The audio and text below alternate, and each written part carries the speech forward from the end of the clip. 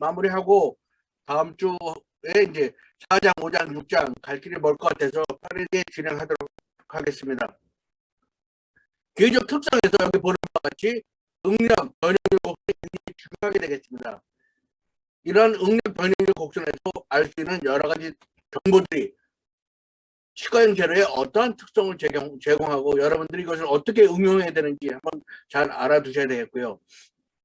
이것에 대해서 계속 알아보기로 하겠습니다. 응력 변형률 곡선에서 우리가 이 곡선의 탄성 에너지 부분을 레질리언스라고 얘기를 했고, 또 파괴될 때까지 흡수하는 모든 에너지를 터프니스, 인성이라고 얘기한다는 것을 알아두시면 되겠어요. 그래서 이러한 터프니스, 인성이 면적이 커다란 큰 재료들은 굉장히 질긴 재료라고 얘기를 하는 게 되죠. 그래서 이러한 높은 터프니스 값을 갖고 있으면 어떻게 되느냐. 릴렉스 모듈러스가 낮은 것도 중요하지만 이 덕틸리티, 얼마만큼 소정 변형이 되는가도 굉장히 중요하게 되겠습니다.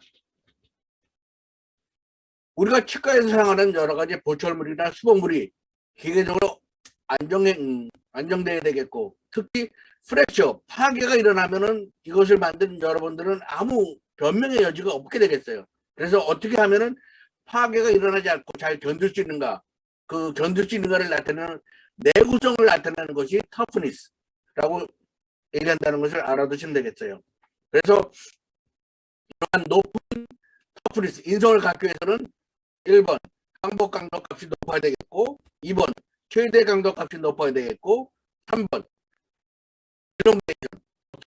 수성 변형된 것이 커야 되겠습니다. 그래서 이러한 세 가지 조건이 만족됐을 때 터프한 재료다 라는 것을 알아두시면 되겠고, 그럼 터프한 재료라는 반대말은 무엇이냐?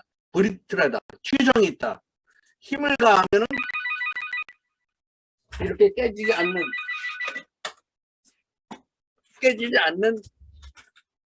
재료가 터프한 재료가 되겠고, 힘을 받았을 때 바로 깨지는 재료가 굉장히 브리틀한 재료라는 것을 알아두시면 되겠어요. 그래서 이제 터프니스, 레질리언스는 이제 파괴될 때까지 저장된 탄성 에너지를 레질리언스라고 얘기를 하고, 소성 변형까지 다 포함된 것을 터프니스라고 얘기한다는 것을 다시 한번 알아두시면 되겠어요. 그럼 이런 이제 응력 변형 곡선에서 우리가 여러 가지를 알 수 있게 되겠는데요. 여기 보는 바와 같이 위가 Y축이 응력이고 X축이 스트레인 변형률이 되겠죠. 이것의 기울기가 뭘 나타내는 것인지 생각을 해보면은, 기울기가 클수록 스티프하다는 말은 탄성 변형을 시키기 힘들다라는 것이 되겠고, 소프트하다, 그건 탄성 변형이 쉽다, 그런 의미가 되겠고요. 또 이제 Y축으로 많이 올라갈수록 스트롱한 재료고, X축으로 많이 갈수록 플렉서블하고 레질리언스, 그런 재료가 되겠어요. 그 다음에 이제 여기서 보면은 탄성 변형이 지나고 나서 얼마만큼 소정 변형이 되느냐에 따라서 브리틀한 재료 혹은 덕탈한 재료, 이런 식으로 얘기를 한다는 거. 그러니까 이런 각 응력 변형률 곡선에서 이 그래프가 어떤 모양을 갖느냐에 따라서 그 재료의 특성을 구분할 수 있다는 것을 알아두시면 되겠어요. 예를 들어서 세라믹으로 만든 같은 경우에는 강도는 굉장히 높고 굉장히 스티프하게 되겠죠.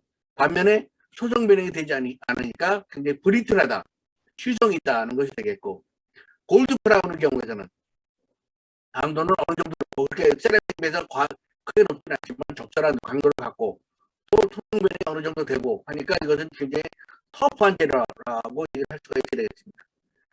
그 다음에 이제 조금 전에 봤던 인상제의 경우에서는 대부분 폴리모자라가 되겠는데, 탄성 변형이 많이 되고 소정 변형이 많이 되지 않는 이런 모양을 갖는다, 것을 알아두시면 되겠어요. 그래서 이렇게 응력 변형률 곡선은 이 모양에 따라서 재료의 특성을 우리가 예측할 수 있다는 것을 알아두시면 되겠어요. 그래서 응력 변형률 곡선에서 어떤 모양이냐, 쉐이프, 여러 가지 다양한 모양이 있게 되겠죠.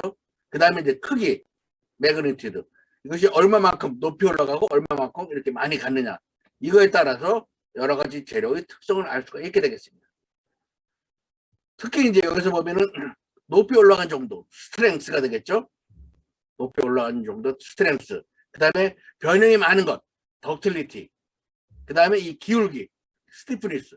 이 세 가지는 여기서 볼 때 독립적으로 변하는 계수라는 것을 알 수 있게 되겠죠. 스티프한 재료라고 항상 스트렝스한 것이 아니고, 스트렝스한 재료가 덕트릭한 건 아니고, 이 세 가지 기계적 특성이 독립적으로 작용한다는 것을 알아두시면 되겠어요. 그럼 보면 위에 줄, 위에 그래프랑 아래 그래프랑 차이가 있다고 그러면 어떤 차이가 있을까요? 채팅방에 한번 써보세요. 위 그래프 4개랑 아래 그래프 4개 차이점이 있다면 어떤 차이가 있을까요?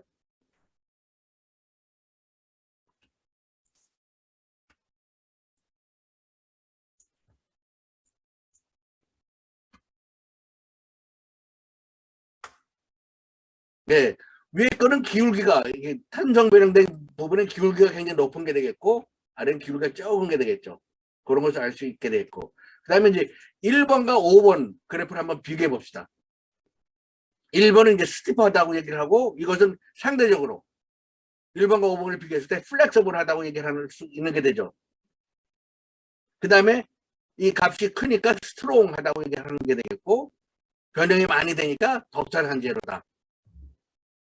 그 다음에 이제 1번의 재료의 경우에서는 탄정 변형되는 그 에너지 추출량은 적지만 전체적으로 파괴될 때까지 수단의 아래 면적이 크니까 터프한 재료라고 얘기할 수 있게 되고 상대적으로 5번 재료는 탄정 변형 에너지 축적이 크니까 레질런트한 재료라고 얘기를 할 수가 있게 되겠습니다. 그럼 1번과 4번을 비교하면 어떤 차이가 있을까요? 스티프할까요?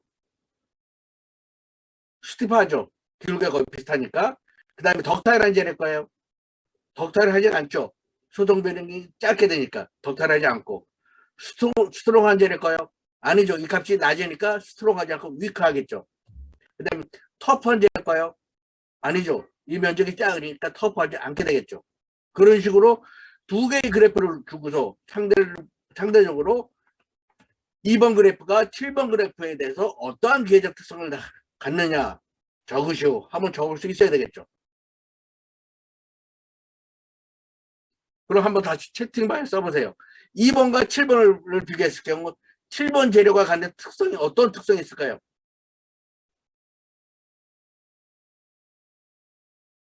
딱 보면은 위크하고 덕타일하고 이거보다는 터프한 재료가 되겠죠.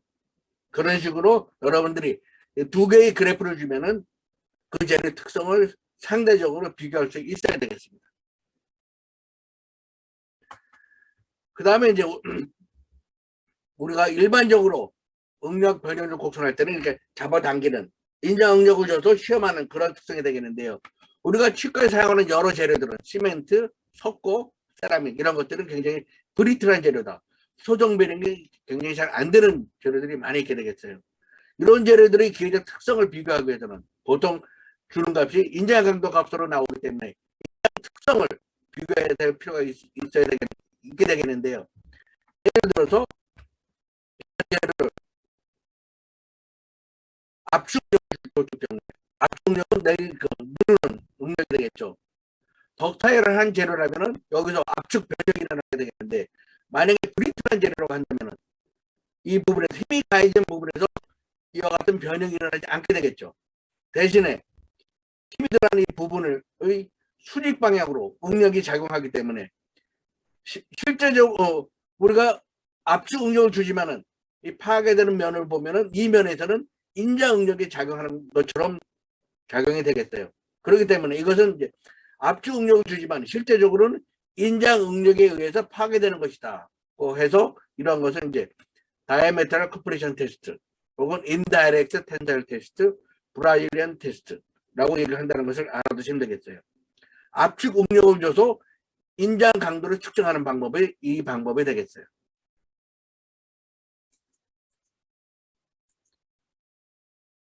그래서 보면은 이러한 재료들은 두께랑 다이아메트에 따라서 이렇게 간접 인장 강도 값을 이렇게 측정한다. 다이아메트럴 텐자일 스트렝스 값을 이렇게 측정한다는 것을 알아두시면 되겠고요. 측정 방법은 이와 같은 것은 이제 압축 응력을 측정하는 것인데 이렇게 측정하는 것이 아니라 이것을 90도로 돌려서 여론적으로 압축 응력을 주면은 덕탈한 재료의 경우에서는 여기서 변형이 일어나기 때문에 이런 값이 측정할 수 없게 되지만은, 만약에 이 하중을 받는 점에서 변형이 일어나지 않게 된다면은 이 지점에서 인장력이 이렇게 작용이 돼서 간접 인장 강도를 측정할 수 있는 방법이 되겠습니다. 그래서 브리틀한 재료의 경우에서는 이렇게 압축 응력을 줘서 인장 강도를 측정할 수 있다는 것을 알아두시면 되겠고, 이것의 조건은 여기서 보는 바와 같이 압축 응력 때 소정 변형이 일어나지 않는다는 조건에서 측정할 수 있게 되겠죠. 그래서 다음 재료 중 간접 인장 강도 측정법으로 측정할 수 없는 재료를 고르시오 하면은, 여기 보는 바와 같이 소정 변형이 많이 되는 그런 재료를 고르면 되겠습니다. 그 다음에 이제 그 브리틀한 재료 경우에서는 압축 강도를 측정하는 경우도 있게 되겠는데요. 브리틀한 재료 경우에서는 왜 인장 강도로 측정할 수 없는지, 우리가 사용하는 재료들은 표면에 이와 같은 결함이 많이 존재할 수 있게 되겠습니다. 브리틀한 재료의 경우에서는 이렇게 표면에 결함이 있을 경우에 인장 응력을 주면은 표면 결함에 응력이 집중이 돼서 강도 값이 굉장히 낮게 나오게 되는데요. 반면에 이제 압축 응력을 주게 되면은 이것이 표면에 있는 결함이 다 영향을 주지 않고 재료 자체의 적절한 강도 값을 낼 수 있기 때문에, 이런 그 브리틀한 재료 경우에서는 압축 강도 값을 사용하기도 하게 되겠습니다. 근데 이렇게 이제 압축 응력을 줬을 경우에는 이 재료 자체에서 여러 가지 복합적인 응력이 작용이 되기 때문에 적절한 압축 강도를 우리가 구하기 위해서는 항상 이 다이아미터가 길이의 그 랭스의 약 절반 정도가 돼야 된다. 다시 말해서 그 길이가 2배 이상 돼야 된다. 다이아미터의 2배 이상 돼야지 적절한 압축 강도를 측정할 수 있다는 것을 알아두시면 되겠어요. 그래서 이제 우리가 치과용 재료를 비교할 때는 이 압축 강도 값을 크게 사용하지 않고 있다는 것. 그렇지만은 브리틀한 재료의 경우에서는 이런 값으로 상대적인 값을 비교하는 경우도 있다는 것을 알아두시면 되겠어요. 그 다음에 나오는 것이 이제 접착. 치과에서 사용하는 보철물이나 수돗물은 대부분 접착을 통해서 기능을 하게 되죠. 그래서 툴스럭처, 구강에서 접착을 시켰을 때 그것이 접촉이 완전히 잘 됐을 때 그 기능을 할 수가 있게 되기 때문에 이 접착력을 측정하는 방법이 굉장히 중요하게 되겠습니다. 접착력을 측정하는 방법은 어떠한 종류의 응력을 주느냐에 따라서 시어 본드 테스트, 전단 접착력 혹은 인장 접착력 측정하는 방법이 되겠는데요. 이것은 이제 접착을 시켜서 위에서 누르게 되니까 접착된 대면에서는 시어 폴스, 전단 응력이 작용이 된다고 해서 시어 본드 테스트가 되겠습니다. 근데 이게 만약에 접착력에 힘이 가해지는 것이 아니라 이만큼 떨어져서 힘을 가해주게 된다면 이 부분에 시어 포스가 아니라 압축 응력과 인장 응력, 시어 포스 세 가지 모두가 적용이 되기 때문에 이런 접착력을 측정할 때는 접착 계면에 근접한 부분에 힘을 가해줘야 된다는 것도 같이 알아두시면 되겠어요. 그래서 이렇게 전단 응력을 줘서 접착력을 측정하는 방법이 있게 되겠고, 반면에 인장 응력을 줘서 측정하는 방법이 있게 되겠는데요. 이러한 방법은 이제 실험하기에 다소 번거롭기 때문에 치과용 재료의 접착력을 측정하는 것은 대부분 시어 본드 테스트를 많이 사용한다는 것을 알아두시면 되겠어요. 그래서 이런 접착력을 측정하는 방법도 있다는 것을 알아두시면 되겠고, 또 이제 치과에 사용하는 재료들은 이렇게 브리틀한 재료가 많이 있기 때문에 이 재료들이 상호 강도를 비교하기 위해서는 아까 봤던 이제 간접 인장 강도 측정법도 있지만은 보편적으로 많이 사용하는 것이 플렉셔럴 굴곡 강도 측정법을 많이 사용하고 있다는 것을 알아두시면 되겠어요. 그래서 이제 흔히 사용하고 있는 것이 3점 굴곡 강도 시험법을 사용하는데요. 여기 보는 바와 같이 왜 3포인트냐? 재료를 놓고서 밑에 두 지점에서 받치고 위에 한 지점에서 내려 누르기 때문에 세 지점에서 응력이 가해진다고 해서 3포인트 밴딩 테스트가 되겠습니다.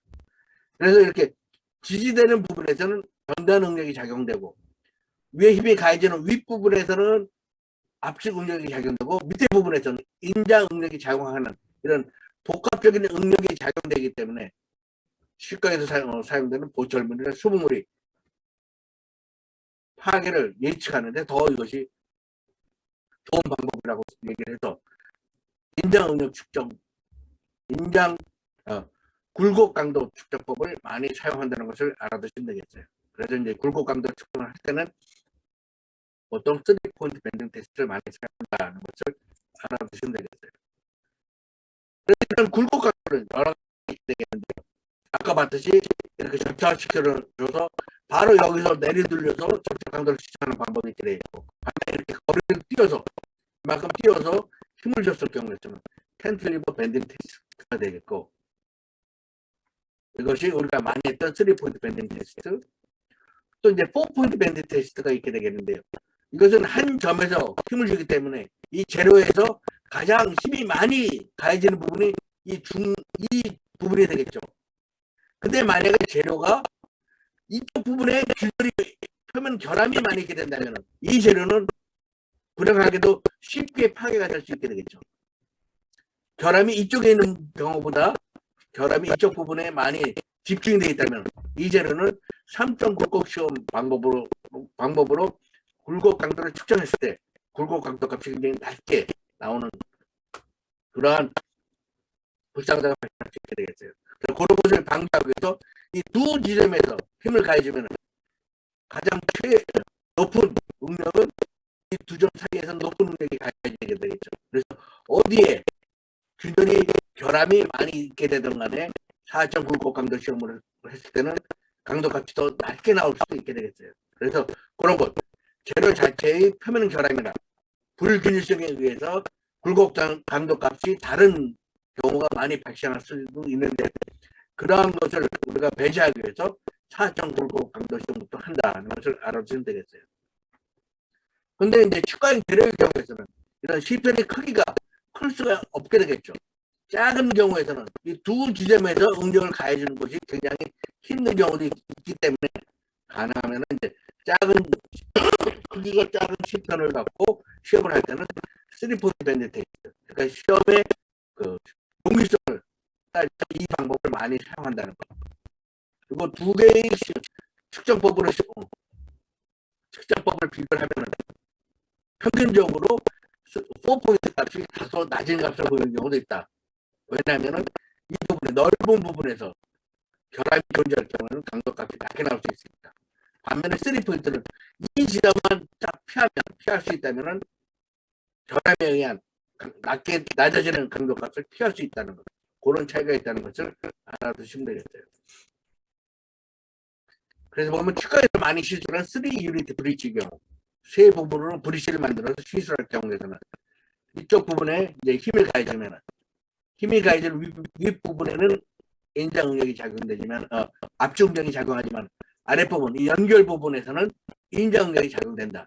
그러니까 이런 것들을 고려를 해서 3유닛 브릿지에서는 인장 응력이 취약한 이 부분에서는 그런 것을 개선할 수 있도록 잘 디자인을 해야 되고 재료 선정도 유의를 해야 된다는 것을 알아두시면 되겠어요. 반면에 이제 2유닛 캔틸리버 브릿지의 경우에는 똑같은 브릿지인데도 이 경우에서는 윗부분에는 압축 응력이 작용되고 아랫부분은 인장 응력이 작용이 되는데 이 경우에는 반대 응력이 작용이 되겠죠. 그래서 인장 응력에 취약한 세라믹을 적용할 경우에는 이 부분을 두껍게 한다든지 아니면 강도 높은 것을 적용해야 된다든지 이렇게 여러분들이 적용하고자 하는 브릿지에 따라서 가해지는 하중의 유형이 틀려질 수 있다는 것도 고려를 해야 된다는 것을 알아두시면 되겠어요. 반면 이제 이런 우리가 여러분들이 이런 잘 기억을 못했겠지만 갈갈이라고 혹시 들어본 적 있죠? 박준영 그 코미디언 개그맨 뭐 물을 주세요 해서 물을 딱 이로 깎는데 그런 경우 이 앞니 전치부에 가해지는 부분에서도 상당한 강도가 작용될 수 있다. 이 부분에서는 캔틸리버 전달력이 작용될 수 있기 때문에 환자의 습관이나 그런 것에 따라서 사용하는 재료의 비교적 특성도 큰 차이가 있을 수 있다는 것을 알아두시면 되겠어요. 그 다음에 이제 또 치과용 재료의 경우에는 이렇게 아까 봤던 이러한 그 성냥개 모양의 재료를 사용하는 경우가 아니라 널찍한 경우도 사용하는 경우가 많이 있게 되겠습니다. 특히 세라믹의 경우에서는 성냥개 모양으로 시편을 만들기 힘들고 이렇게 원판형 동전 모양으로 샘플을 만들어서 측정하는 것이 용이할 경우도 있게 되겠어요. 그러한 경우가 이제 이축 굽힘 시험법인데요. 바이액셔널 플렉셔널 스트렝스.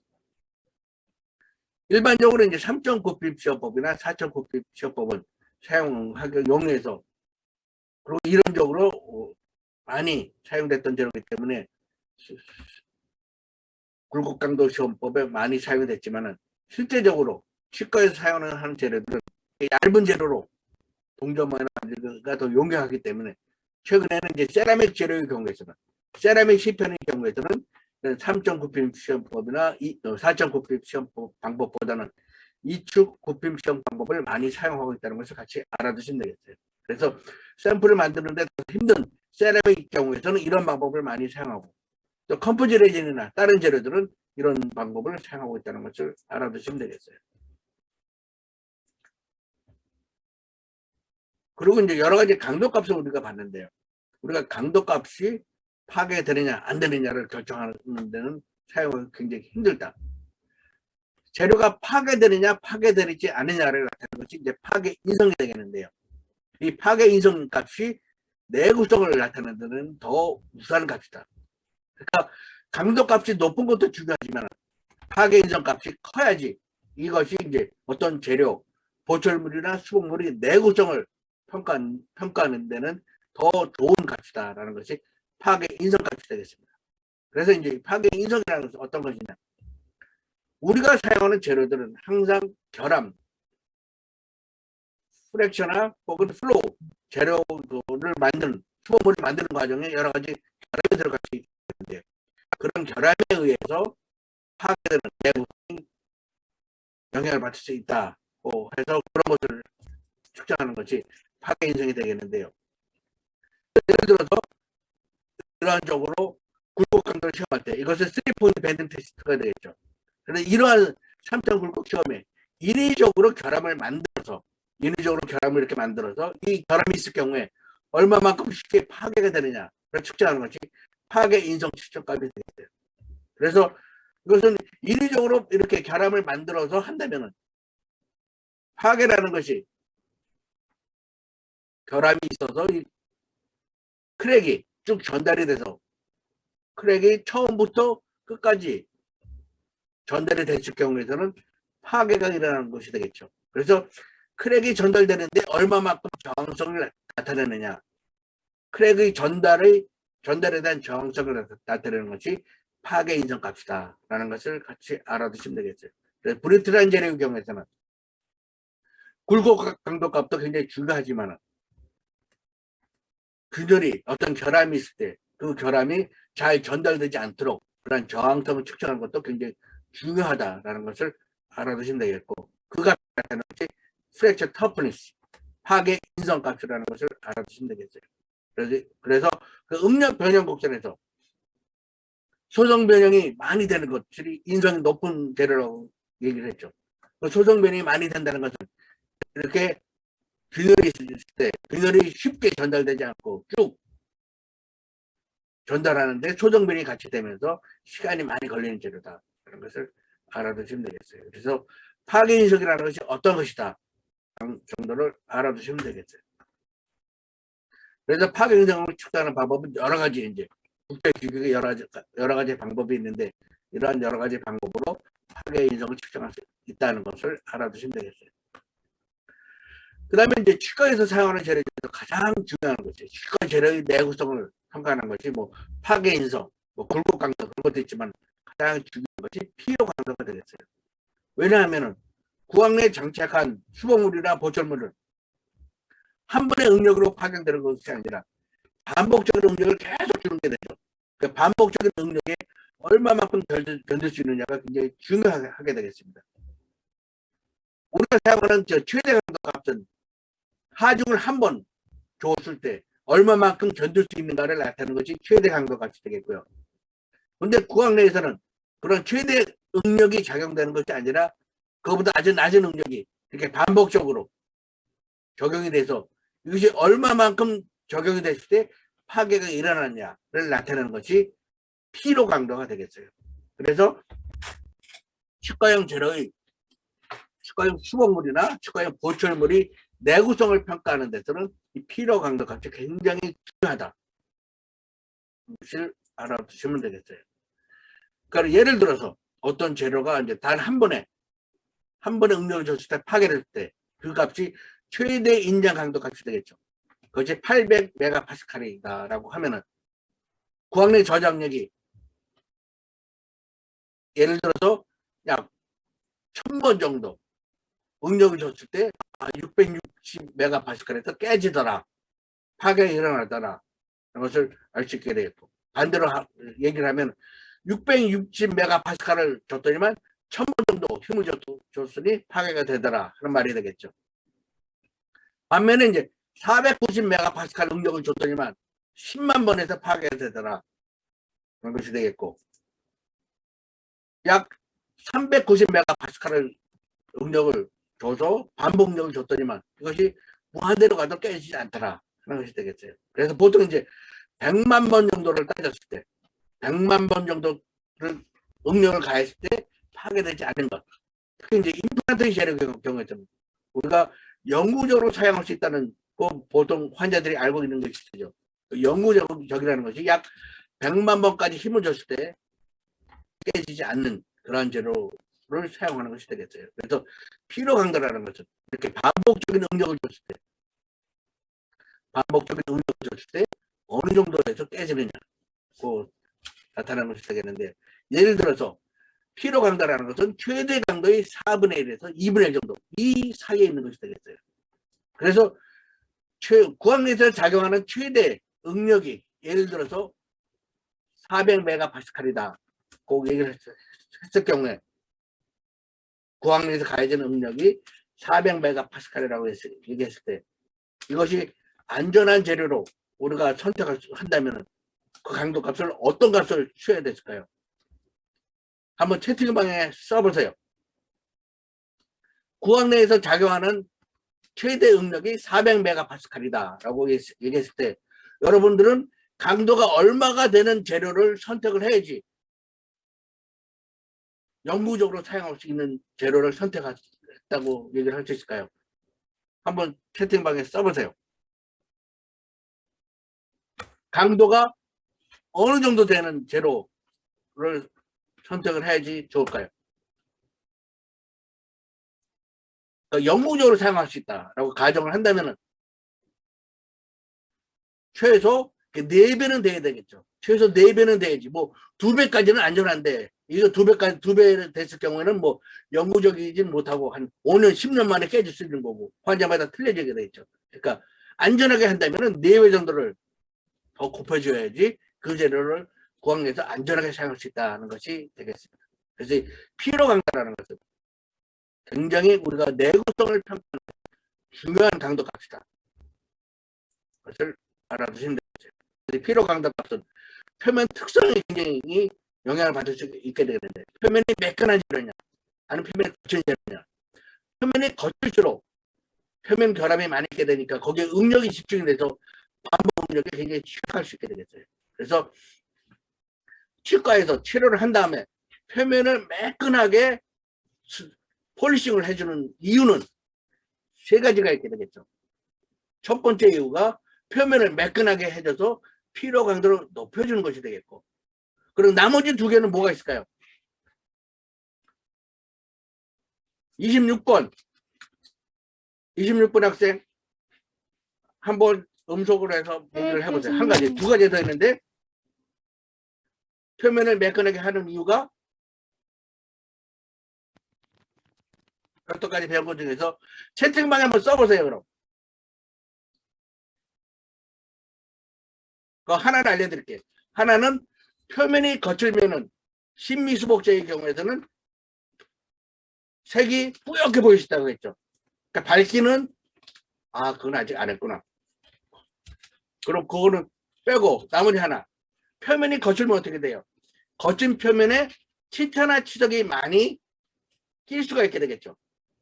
치태나 치석이 많이 낄 수 있기 때문에 표면을 매끈하게 처리를 해주고, 또 이제 하나는 다음 4장에서 하게 되는 과학적 특성에서 표면이 거칠어질수록 심리적인 특성이 바뀌어질 수가 있게 되겠어요. 그렇기 때문에 표면을 매끈하게 해준다는 것을 알아두시면 되겠어요. 그래서 치과 치료를 했을 때 치과 치료의 표면을 매끈하게 해주는 첫 번째 이유는 이런 피로 강도를 높여주기 위해서 잘 한다. 두 번째는 표면이 거칠어 이게 치태나 치석 같은 것이 잘 끼고 2차 오염이 발생할 수 있기 때문에 매끈하게 해준다는 것을 알아두시면 되겠습니다. 그 다음에 이제 이런 재료를 이런 보철물들을 본 적이 있게 되죠. 할머니 할아버지들이 있는 학생들은 본 적이 있게 되겠는데, 이러한 재료의 경우에서는 굉장히 취약한 경우가 임팩트 스트렝스. 아까 응력 변형력을 곱도는 스태틱 포스, 정적인 하중을 줘서 측정하는 것이 되겠고, 그 다음에 이제 피로 강도는 동적인 하중, 반복적인 하중을 계속 줘서 측정하는 것이 되겠고, 이 임팩트 스트렝스는 충격 강도, 굉장히 빠른 속도로 하중을 줬을 때 이것이 얼마만큼 견디느냐를 나타내는 것이 되겠어요. 그래서 조금 전에 봤던 그러한 틀니 같은 경우에서는, 의치 같은 경우에서는 보통 의치를 장착한 사람은 그것을 별로 남들한테 보여주기 싫어할 수가 있게 되겠죠. 특히 할머니 할아버지들이 많이 장착을 하기 때문에 그런 의치를 장착했을 때 식사를 한 다음에 세척을 해주는 경우가 있게 되겠는데요. 그런 것은 이제 보통 화장실 가서 세척을 하는데, 할머니 할아버지들이 이제 손으로 그걸 짚는 힘이 약하기 때문에 세척을 하다가 화장실 바닥에 떨어뜨리는 경우가 있게 되겠어요. 화장실 바닥에 떨어질 때는 빠른 속도로 떨어지기 때문에 그것이 쉽게 깨질 수가 있게 되겠습니다. 그런 경우, 그런 충격 강도에 의해서 얼마만큼 견딜 수 있는가가 중요하게 되겠는데요.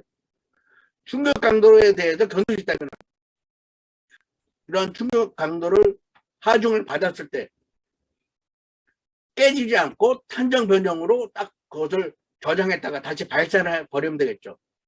반면에 탄정 변형이 아니라 소정 변형으로 돼서 확 소정 변형이 퍼져버리면 깨지진 않지만 다시 장착하기 힘들게 되겠죠. 소정 변형이 일어났기 때문에 원래 정확한 모양에서 변형이 일어나서 장착하기가 힘들게 되겠어요. 그렇기 때문에 그런 재료의 경우에서는 높은 충격 강도를 내기 위해서는 탄성 에너지로 그런 하중을 축적할 수 있는 그러한 레질리언트한 재료가 적당한 재료가 될 수 있다. 것을 알아두시면 되겠어요. 그래서 이러한 틀니 재료, 의치 이상 재료의 경우에서는 그런 것이 굉장히 중요하다.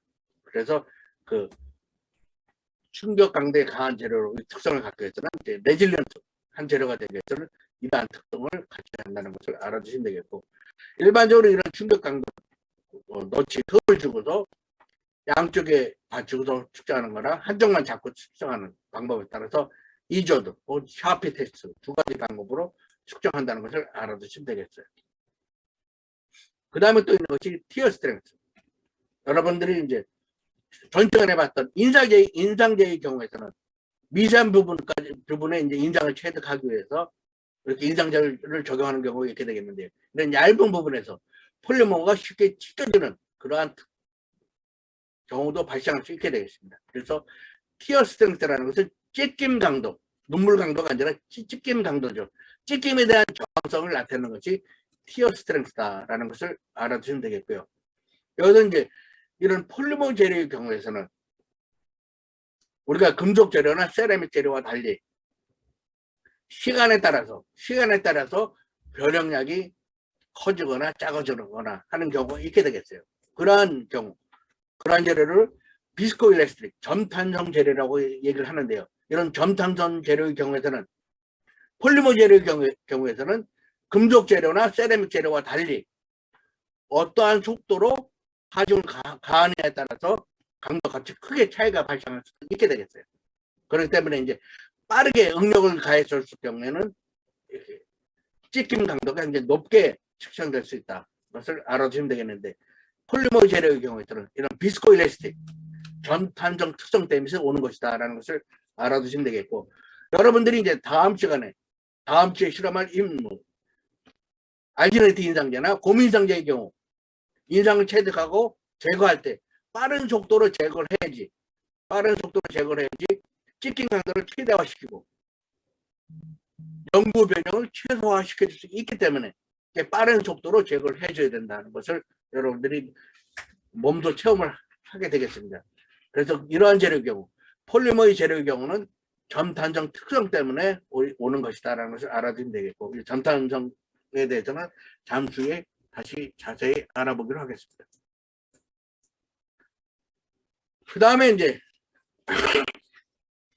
치과형 재료는 복합 재료를 많이 사용하는 경우가 있게 되겠습니다. 한 가지 재료가 아니라 복합적인 재료를 사용하는 경우, 2개 이상의 재료를 혼합해서 사용하는 경우가 많이 있게 되겠는데요. 그러한 경우, 그래서 2차 상이 어떻게 분포하느냐, 컨티뉴스하게 되느냐, 균질하게 분산되느냐, 분산 정도에 영향을 많이 받을 수가 있게 되겠고, 또 분산되는 것의 모양에 따라 영향을 받을 수 있게 되겠고, 그 다음에 이것이 이제 어떤 방향성 가느냐, 다 영향을 받을 수 있는데, 가장 중요한 것이 얼마만큼 들어가느냐, 프랙션, 분율에 따라서 가장 크게 영향을 받는 것이 되겠어요.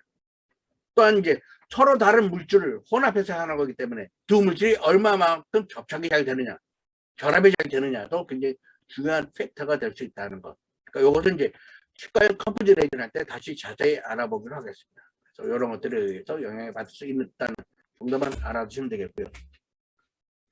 그 다음에 또 이제 치과 재료에서 중요한 것이 표면 경도, surface hardness, 표면이 얼마만큼 단단하느냐 또 측정할 필요가 있게 되겠는데요. 어떤 재료 자체의 강도와 표면 경도는 어느 정도 이제 비례 감각이 있기 때문에 강도를 측정하는 것 대신에 표면 경도를 측정해서 재료의 강도를 예측해 보는 경우도 흔하기 때문에 표면 경도 값도 굉장히 중요하게 되겠습니다. 표면 경도라는 것은 이렇게 표면을 아픈대로 눌러서 얼마만큼 변형이 일어나느냐를 갖고 측정하는 것이 되겠는데, 그 변형량이 변형된 면적을 측정하는 경우도 있게 되고, 꼭 눌러서 얼마만큼 깊이 들어가느냐, 아픈의 깊이를 갖고 측정하는 방법도 있게 되겠습니다. 아픈의 면적이나 아픈의 깊이를 갖고 측정하는 것이 표면 경도 측정법이다. 그런 것이 되겠고요. 이것은 재료 자체가 초정 변형이 얼마만큼 되느냐 안 되느냐를 나타내 주는 게 되죠. 초정 변형이 안 되면 굉장히 단단한 재료가 되겠고, 초정 변형이 많이 되면은 약간 그 소프트한 재료가 된다는 것을 알아두시면 되겠고요. 그래서 이렇게 이제 표면 경도를 측정하는 방법은 크게 4가지 방법이 있게 되겠습니다. 일반적인 재료 방법. 이 방법이 있게 되겠고, 이거 말고 한 가지 방법을 더 추가해서 5가지 방법이 있게 되겠는데요. 금속 재료나 세라믹 재료를 측정하는 방법은 이렇게 4가지 방법이 있게 되겠고, 폴리머 재료도 이와 유사하게 표면 경도를 측정이 필요할 수도 있게 되겠죠. 그러한 폴리머 재료에 사용되는 방법 하나, 합해서 모두 5가지 방법이 있게 되겠는데요.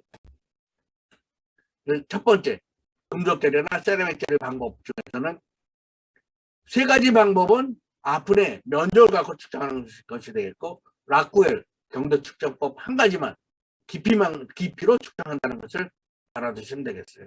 그래서 이제 이러한 측정법이 있다는 정도를 알아두시면 되겠고, 특히 치과형 재료를 평가할 때는 비커스 방법이나 누프 하드니스 2가지 방법을 많이 사용하고 있다는 것을 알아두시면 되겠습니다. 그래서 이거는 어떠한 방법을 측정하느냐 정도를 알아두시면 되겠고, 가장 초기에 사용됐던 것이 브리넬 하드니스 테스트라고 있게 되겠는데, 이것은 이제 치과 금속 재료를 할 때 많이 사용했던 재료고, 특히 이제 세라믹 재료 경우에는 힘을 줬을 때 깨져버리면 면이 안 돼 깨져버리면 측정하기 힘들겠죠. 그런 문제점이 있다는 것도 같이 알아두시면 되겠고, 그 측정 방법은 뒤에 한다는 것을 알아두시면 되겠고, 그래서 이 4가지 법 여러분들이 알아두셔야 하는 2가지 방법을 알아두셔야 되는데요. 왜냐하면 이 2가지 방법이 마이크로 테스트에서 아주 조그만 작은 실편의 표면 경도를 측정할 수 있는 장비이기 때문에 비커스나 혹은 누프 하드니스 테스트를 많이 사용하고 있다는 것을 알아두시면 되겠어요. 그래서 이건 모두 다 눌러서 얼마만큼 변이 일어나는 그 길이를 갖고 측정하는 거기 때문에 탄성 회복이 쉽게 일어나는 재료는 측정하기 힘들게 되겠죠. 그래서 탄성 회복이 많이 되는 재료는 이러한 방법으로 측정하기 힘들고, 나중에 설명할 5번째 축가형 폴리머의 표면 경도를 측정하는 방법으로 많이 사용한다는 것을 알아두시면 되겠어요. 그래서 이제 비커스하고 누프의 차이점으로 본다면, 비커스 측정법은 이렇게 마른 목걸이 된다는 것을 알아두시면 되겠고, 여기 보는 바와 같이 이 크기가 이쪽으로 갈수록 표면 강도가 큰 재료일까요? 작은 재료일까요? 한번 채팅방에 써보세요. 이쪽으로 갈수록 표면 강도가 큰 재료일까요? 표면 강도가 작은 재료일까요? 써보세요.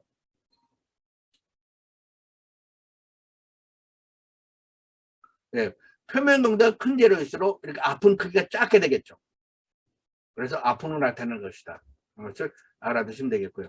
우리 추가적에도 이런 아픈 측정기가 있어서 쉽게 여러분들이 나중에 실험에 사용할 수 있는 것이 되겠습니다.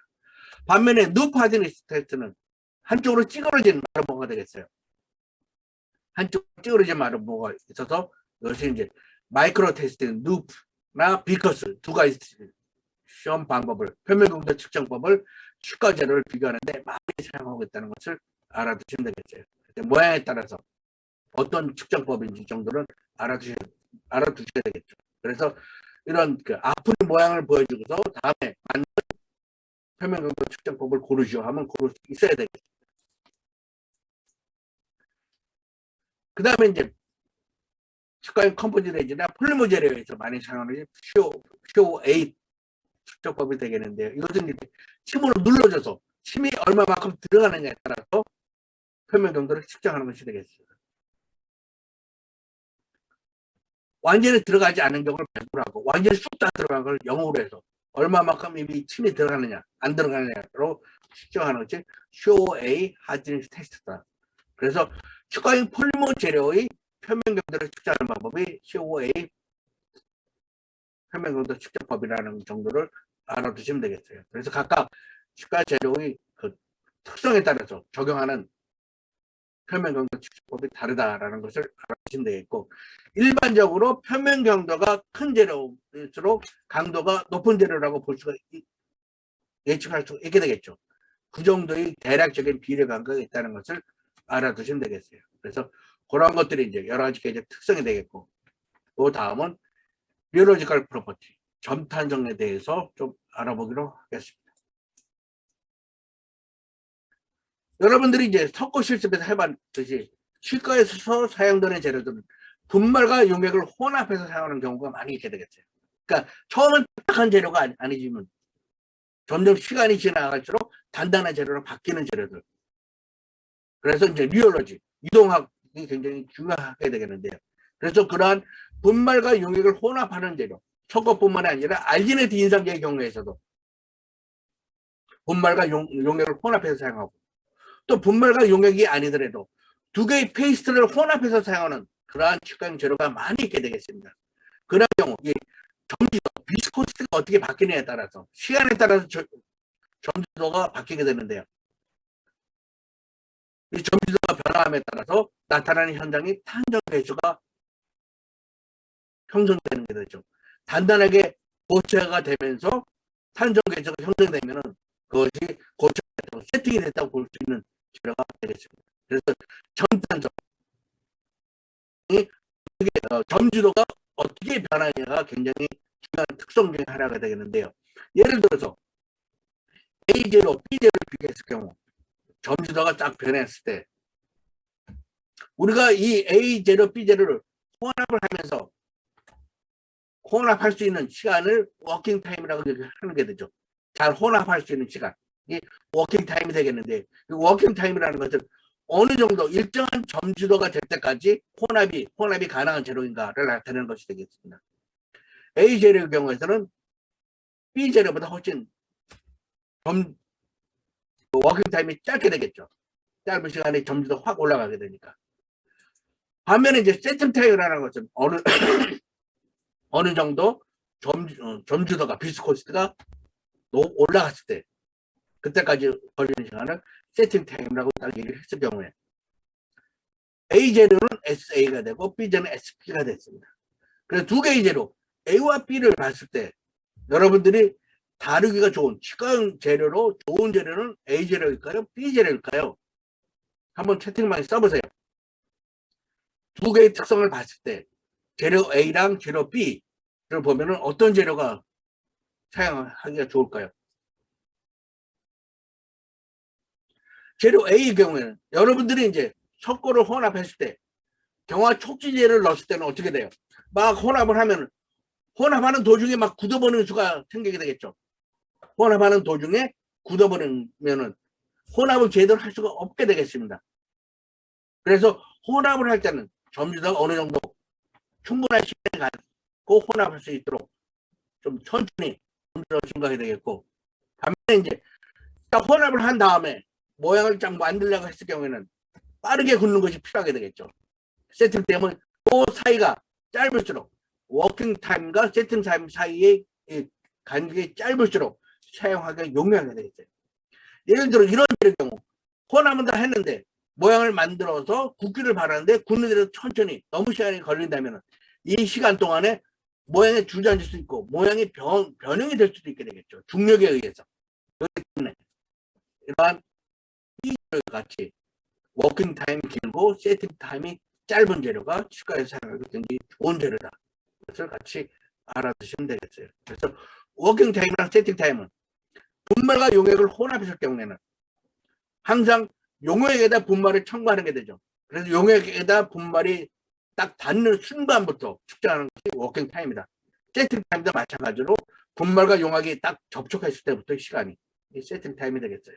그래서 워킹 타임과 세팅 타임이 정의가 어떻게 되는지 한번 잘 알아두시기 바랍니다. 그래서 여러분들이 봤던 길모아니들로 무게가 가볍고 지름이 큰 것으로 사용하면 당연히 초기 경화 시간이 되겠고, 무게가 무겁고 지름이 작은 것은 최종 경화 시간이 되겠습니다. 반면에 빅캔디들은 항상 여기에 채우고 난 다음에 여기 2분의 1 깊이까지 들어갔을 때가 초기 경화 시간, 아예 안 들어갔을 때가 최종 경화, 그렇게 나눈다고 했죠. 그래서 이러한 장비 사진을 주고 이 장비로 측정할 수 있는 치과젤의 특성이 무엇을 고르시오 하면 고를 수 있어야 되겠죠. 이거 처음 보는 장비다라고 얘기하면 안 되게 되겠어요. 국가시험의 경우에서도 1학년 때 처음 해봤던 이런 빅캔디들 시험을 나중에 다 잊어버려서 이것이 어디에 쓰는 장비다라는 것을 잊어버리면 안 되게 되겠습니다. 이것이 어디에 쓰는 장비냐? 재료의 경화 시간이나 혹은 작업 시간, 워킹 타임을 측정하는 데 사용하는 장비다라는 것을 알아두시면 되겠어요. 또 이렇게 이제 원시적인 방법으로 꽉 눌러줘서 경화 시간 혹은 작업 시간을 측정하는 것이 아니라 오실레이팅 리오미터 갖고 측정하는 방법도 있게 되겠습니다. 여기 보면 1번 재료랑 2번 재료랑 비교를 하면 어떤 재료가 치과용 재료로 사용하기 좋은 재료일까요? 한번 골라보세요.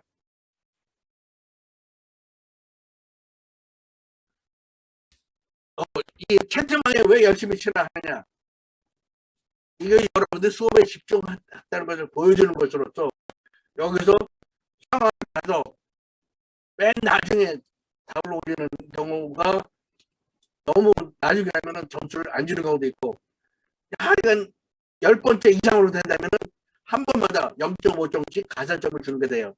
여러분들이 남을머리 여기 참여를 하지 않았을 경우에는 시험 점수가 아무리 잘 봤더라도 여기에서 거의 10점 이상 차이가 나는 게 있기 때문에 죽어라 하고 이렇게 올리는 것이 되겠어요. 그러니까 이거 뭐 나는 시험을 잘 보겠다, 뭐 잘 봐도 되는데 다른 사람보다 10점 이상 확 차이 내가 이렇게 쉽지는 않을 겁니다. 그래서 가능하면 많이 참석을 해주는 것이 필요하게 되겠어요. 그래서 1번 같은 경우에는 작업 시간이 긴 게 되겠고, 요게 짧은 굽는 시간이 짧다는 것은 세팅 시간이 짧다는 것이 되는 게 되죠. 그래서 2번보다는 1번 재료가 훨씬 치과용으로 사용하기 좋은 재료다라는 것이 되겠습니다. 그래서 보면은 일반적인 재료, 이제 이런 재료들을 사용하기 힘들게 돼요. 혼합하면서 오오오 하면서 여러 재료를 여러 번 혼합을 해보면 이 재료는 혼합하기 힘든 재료다, 빠르게 혼합을 해서 사용하는 재료다, 그것을 느끼게 되겠고, 이상적인 재료, 이런 재료인데 이런 재료는 없게 되겠죠. 가능하면 이제 이런 재료들이 치과에 사용하기 좋은 재료다. 그래서 시간에 따라서 비스코스가 증가하는 것이 굉장히 중요하게 되겠고, 점도가 낮을수록 사용하기 좋은 재료가 되게 되는데, 이것도 적용할 때는 빨리 굳어야 되는 것이 굉장히 중요한 것이 되겠습니다. 그럼 이 비스코스티라는 것이 어떤 것이냐 하면은, 여러분들이 찰흙을 딱 준비해서 이렇게 정육면처럼 만들고 위를 누르면 찰흙은 그냥 위만 싹 밀리게 되겠죠. 찰흙이 아니라 주사위 같은 거, 단단한 재료는 이것을 위를 밀면 아래까지 다 밀리게 되는데, 그런 찰흙으로 만들었을 경우는 위만 밀리는 경우, 아래는 꿈쩍대지 않고 위만 밀릴 경우에 이것이 내부 마찰력에 대한 반응 상태라고 얘기하는 것이 점주도가 되겠습니다. 그래서 이제 일반적으로 치과에 사용하는 재료의 경우에서는 이렇게 플루이드 상태의 경우에서는 비스코스티가 점점 증가하면서 세팅이 되니까 비스코스티 변화에 따라서 경화되는 것을 우리가 측정한다는 것을 알아두시면 되겠고, 일반적인 비스코스티는 약 1cm, 물이 1cm라고 얘기한다는 것을 알아두시면 되겠어요. 점주도는 유동체의 상태에서 얼마만큼 변화에 대한 저항성을 나타내는 것이 점주도라는 것을 알아두시면 되겠고요. 이것이 굉장히 중요하게 되겠는데, 우리가 혼합을 할 때 뉴턴의 플루이드는 혼합하는 속도에 관계없이 일정하게 것이 되겠고, 혼합하면 혼합 속도가 빠를수록 더 점도가 높아지는 경우가 있게 되겠고, 혼합 속도가 빠르지면 점도가 낮아지는 재료가 있게 되겠어요. 그러니까 어떤 재료의 특성에 따라서 혼합을 어떻게 해야 되느냐가 굉장히 중요하게 되겠는데요. 뉴턴의 플루이드 같은 경우 대부분의 재료의 경우에서는 그 혼합 속도에 영향을 받지 않고, 측간 시멘트나 인산재의 경우에서는 그냥 일정한 점수를 갖는 것이 되겠는데요. 반면에 이제 슈더 플라스틱 재료의 경우에서는 빠르게 혼합할수록 점도가 낮아지면, 빠르게 혼합해 놓으면 점도가 낮으면 사용하기 편할 수 있게 되겠죠. 반면에 이제 혼합을 많이 할수록 점도가 높아지는 경우, 그러한 재료를 이제 딜라턴트 재료라고 얘기를 하는 것이 되겠죠. 요것은 이제 한 예가 되겠는데요. 예전에 이제 토마토 케첩 병에, 유리병에 들어가는 경우가 많이 있었어요. 그래서 이것을 좀 먹다 보면은 툭툭 쳐도 잘 나오지 않고 위에 있는 이제 노란 액체만 나오는 경우가 있게 되겠는데, 이것을 쉽게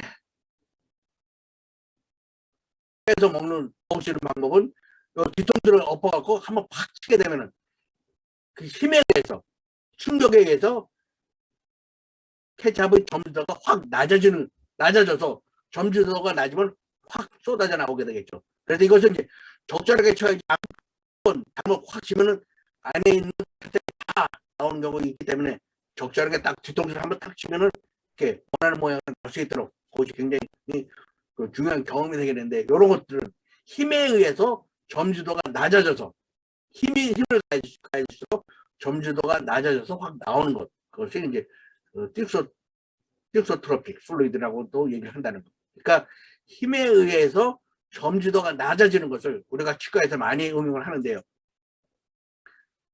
우리가 이제 이런 인상을 쓸 때도 인상제가 나오는데 이런 모양으로 나오고 경우가 많이 있게 되겠는데요. 혼합이 돼서 여기서 힘을 눌러주면, 힘을 주게 되면은 벽을 타고도 저항성을 받아서 힘을 많이 받기 때문에 여기서 나오는 것은 점도가 원래의 점도보다 더 낮게 되는 것이, 낮게 돼서 이렇게 나오는 경우가 많이 있게 돼요. 그렇게 점도가 낮아서. 그렇다면 이것이 점도가 낮다면 흐름성이 더 좋아서 거친 표면에 잘 적합해서 들어갈 수 있게 되겠죠.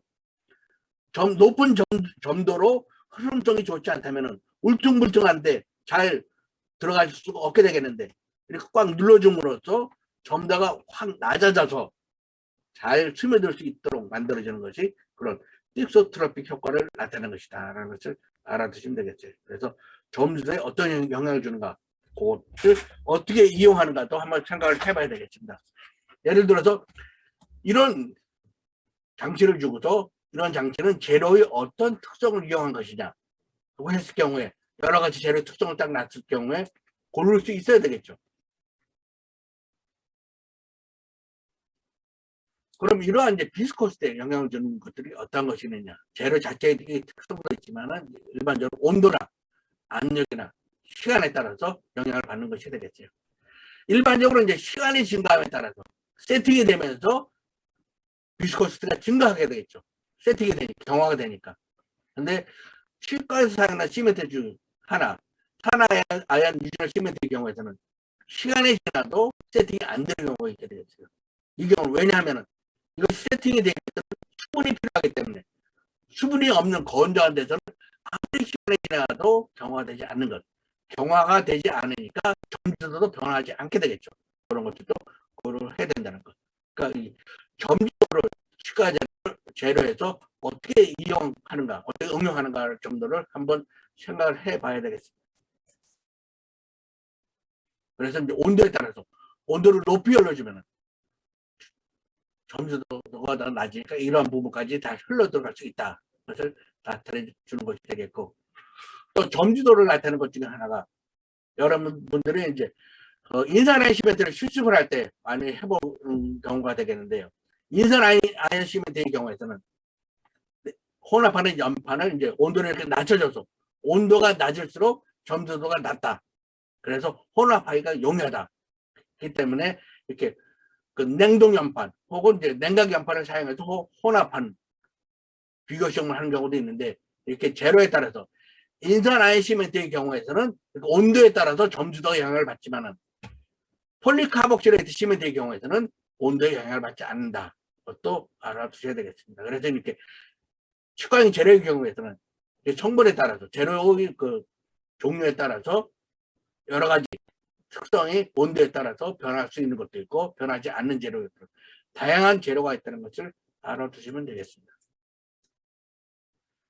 그 다음에 또 중요한 것이 점탄성이 되겠는데요. 시간에 따라서 응력이 어떻게 변하는가. 1번 재료는 탄성 재료가 되겠습니다. 일라스틱 머티리얼. 변형량이 응력을 줬을 때 T0에서 응력을 줬을 때 변형이 이렇게 쭉 되지만 T1에서 응력을 제거했을 때 원래 모양으로 되돌아가는 것이 탄성 재료가 되겠죠. 근데 일반적인 플라스틱 재료의 경우에서는 힘을 줘 T0에서 힘을 줬을 때 약간 시간에 따라서 변형이 증가되고 T1까지 간 다음에는 T1에서 응력을 제거했을 때 원래 모양으로 되돌아가지 않고 요만큼 변형이 되는 것, 소정 변형이 남아있게 되는 재료가 플라스틱 재료가 되겠어요. 플라스틱 재료에서도 약간 시간에 따라서 변형에 영향을 받을 수 있지만은 이건 거의 무시하는 게 되겠고, 전탄성 재료라는 것은 시간에 따라서 변형량이 크게 변화하는 것이 점탄성 재료가 되겠어요. 그러니까 T0 처음에 응력을 줬을 때 변형이 이렇게 여기서 딱 끝나는 것이 아니라 계속 시간이 지남에 따라서 변형량이 이렇게 크게 증가하는 것이 되겠어요. 그 T1에서 응력을 제거해도 원래대로 바로 돌아가는 것이 아니라 이렇게 떨어졌다 또 시간에 따라서 서서히 변형량이 감소하는 것. 그러니까 시간에 따라서 변형이 되거나 혹은 응력에 대한 반응이 시간에 따라서 영향을 받는 것이 점탄성 재료라는 것. 그러니까 일반적으로 탄성 재료나 혹은 소정 변형 재료는 시간에 따라서 크게 영향을 받지 않지만 폴리머 재료의 경우에서는 시간에 따라서 서서히 변형량이 증가했다가 응력을 제거해도 원래대로 되돌아가는 것이 아니라 서서히 되돌아가는 것. 이런 것들이 점탄성 재료라는 것을 알아두시면 되겠어요. 그래서 서서히 그 변형이 증가하니까 빠르게 응력을 확 줘버리면 변형이 크게 되지 않으니까 소정 변형이 많이 발생하지 않고 또 이렇게 변형이 되고 나서 파괴가 일어나니까 티어 스트렝스, 찢김 강도도 증가할 수가 있다는 것이 되죠. 그러니까 변형될 시간을 주지 않고 빠르게 응력을 주면은 강도도 높아지고 소정 변형도 되지 않고 그렇게 응용하는 것이 이 점탄성 재료다라는 것을 알아두시면 되겠어요. 그 점탄성 재료라는 것은 시간에 따라서 변형이 이렇게 계속 진행되고 또 시간에 따라서 원래대로 회복되는 것, 그러한 것이 점탄성 재료라는 것을 알아두시면 되겠어요. 그래서 용수를 이렇게 휘청휘청하는 것, 그런 것들을 나타내는 것이 이제 탄성 재료가 되겠고 대시포트로 작용되는 것이 이제 디스코 점탄성 재료라는 것.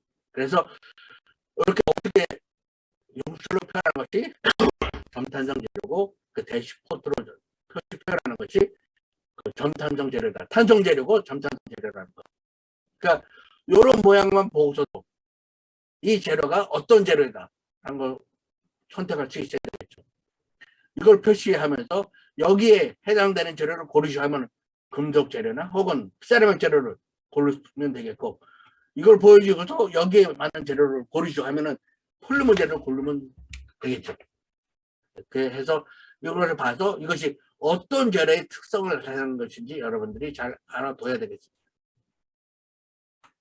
그래서 여기서 보면은 특히 이제 이런 그림을, 이런 응력 시간에 따라서 변형량이 이런 식으로 변하는 재료를 보고서 이 재료, 이러한 특성을 갖는 재료를 고르시오 하면 치과용 인상제 같은 것도 고르면 되겠죠. 뭐 치과용 합금이나 세라믹 재료 고르는 것이 아니라 이런 특성을 보이는 것이 어떤 재료인 것인지 여러분들 한번 생각을 해봐서 고를 수 있어야 되겠습니다.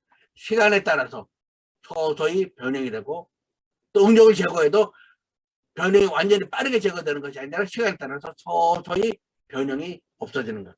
이런 것이 점탄성 재료라는 것을 알아두시면 되겠습니다.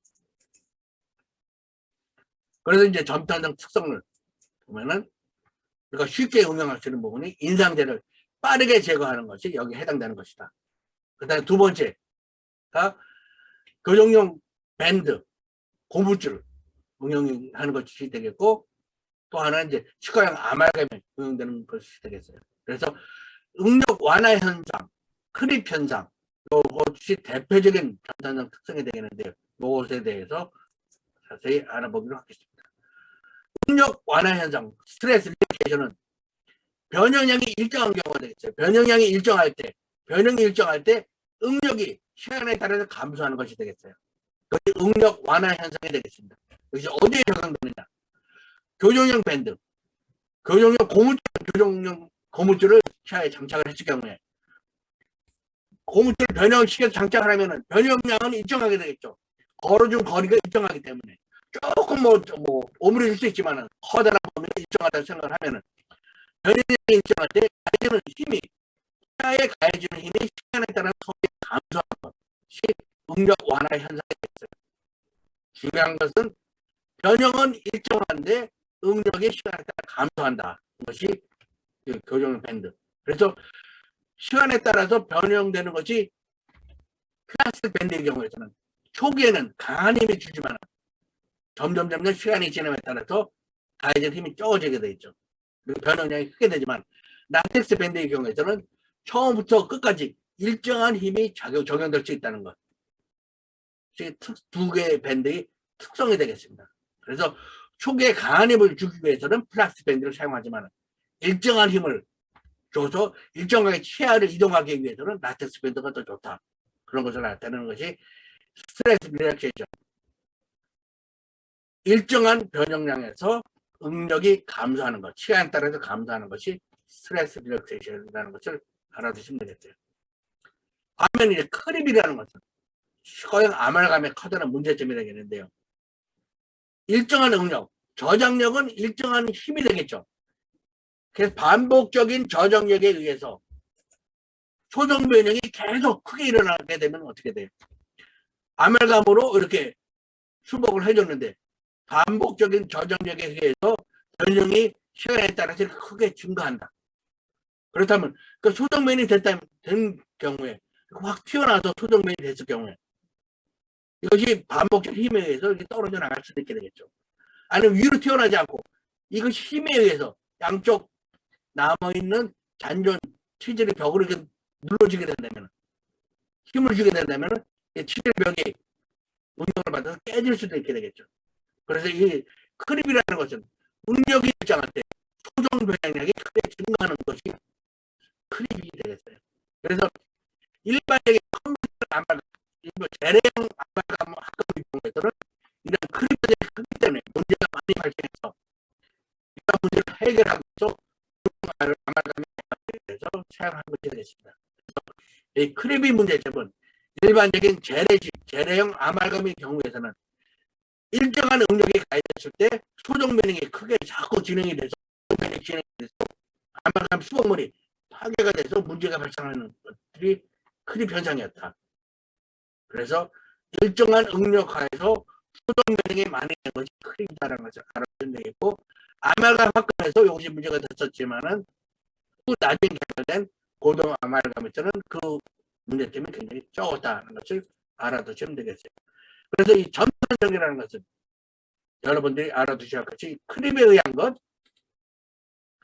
라텍스 밴드, 고무줄에 의한 것, 그 다음에 이제 여러분들이 알지니트 인상제나 고민상제, 그 인상제를 제거할 때, 그때 세 가지 경우를 여러분들이 잘 알아두시면 되겠죠. 그래서 점탄성에 대해서는 응용되는 것이 이런 부분이 있게 되겠고, 또 점탄성 말고 플루이드 상태에서 비스코시티가 어떻게 바뀌느냐에 따라서 그것도 치과제로에서 굉장히 중요한 특성 중에 하나다는 것도 같이 알아두시면 되겠어요.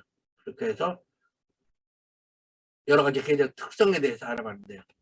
항복 강도, 탄전 개수, 표면 강도, 레질리언스, 터프니스, 이것들이 다 어디에 중요한 것인지,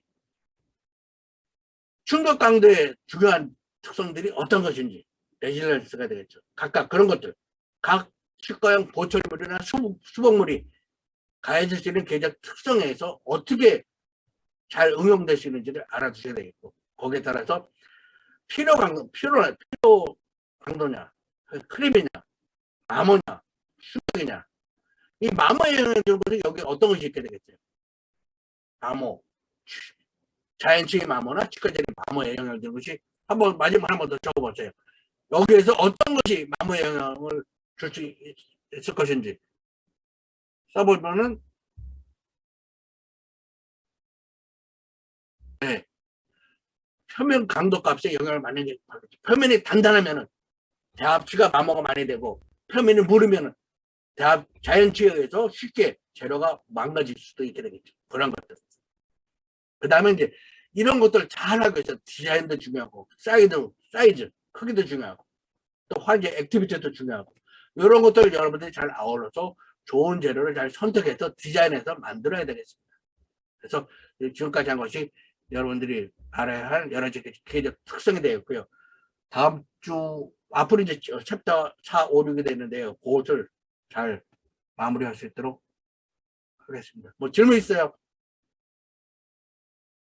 질문이 없으면 오늘은 궤적 특성 마무리할 것이 되겠고, 그것으로 마치도록 하겠습니다. 언제든지 이해가 안 가거나 뭐 한 것이 있으면은 방으로 전화하거나 이메일로 문의를 하면은 제가 여러분들이 이해를 돕기 위해서 많이 도움이 되도록 하겠습니다. 오늘 이것으로 마치도록 하겠습니다. 네, 수고하셨습니다.